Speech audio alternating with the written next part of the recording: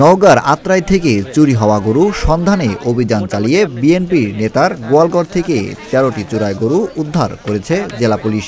গরুগুলো জেলার কাহালু উপজেলার কালাই ইউনিয়ন বিএনপির সাংগঠনিক সম্পাদক মোহাম্মদ আব্দুল গফুর শাহের গোয়ালগড় থেকে উদ্ধার করা হয়েছে। এই ঘটনায় অভিযুক্ত ছোটন প্রামাণিক নামের এক ব্যক্তিকে গ্রেফতার করা হয়েছে। প্রাথমিক জিজ্ঞাসাবাদে তিনি চুরির কথা স্বীকার করেন এবং গরুগুলোর অবস্থান সম্পর্কে তথ্য দেন। তার দেওয়া তথ্যের ভিত্তিতে জেলা গোয়েন্দা শাখা, ডিবি ও আত্রাই থানা পুলিশের যৌথ অভিযানে বিএনপির নেতা মোহাম্মদ আব্দুল গফুর শাহের গোয়ালগড় থেকে ১৩টি চোরাই গরু উদ্ধার করা হয়। এর মধ্যে ৫টি গরু আত্রাই থেকে চুরি হওয়া বলে নিশ্চিত করেছে পুলিশ। তবে বিএনপি নেতাকে এখনও আটক করতে পারেনি পুলিশ। তিনি আরও বলেন, গ্রেফতার হওয়া ছোটন প্রামাণিকের বিরুদ্ধে আগেও একটি চুরির মামলা রয়েছে।